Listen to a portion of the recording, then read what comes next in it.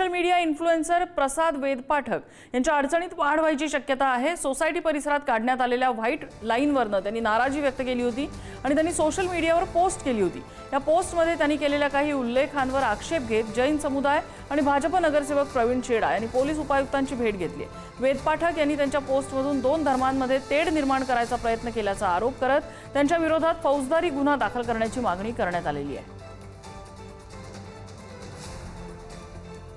मुद्दा घेऊन संपूर्ण मुंबईभरामध्ये महाराष्ट्रभरामध्ये ज्या प्रकारे स्वतःचे इन्फ्लुएन्स वाढवण्यासाठी बिकॉज ही इज इन्फ्लुएन्स पैसे कमवतो त्या चॅनलच्या मार्फत स्वतःच्या स्वार्थासाठी संपूर्ण दोन धर्मामध्ये त्यांना काय म्हणता येईल दोन धर्मामध्ये तेढ निर्माण करण्याचं काम हा व्यक्ती करतोय।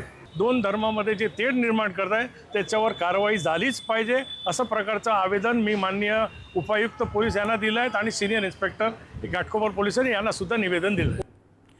गेल्या काही दिवसांपासून प्रसाद वेदपाठक यांच्या या सोसायटीमधल्या पांढऱ्या रंगाच्या पट्ट्या संदर्भातल्या पोस्ट व्हायरल होत होत्या आणि त्यावरून या पांढऱ्या रंगाची ही जी रेषा आहे ती रेषा हटवण्याची मागणी त्यांनी आपल्या पोस्टमधनं केलेली होती आणि जैन समुदायाकडे त्यांनी या पट्ट्यासाठी बोट दाखवलेलं होतं।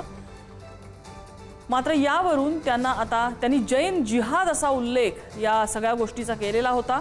मात्र यामुळे आता जैन समुदायाने त्यांच्या विरोधात पोलिसात धाव घेतलेली आहे, त्यांच्या विरोधात कारवाईची मागणी केलेली आहे। दोन समाजांमध्ये तेढ पसरवण्याचा आरोप प्रसाद वेदपाठक यांच्यावरती जैन समुदायाने आणि स्थानिक नगरसेवक प्रवीण छेडा यांनी केला आहे।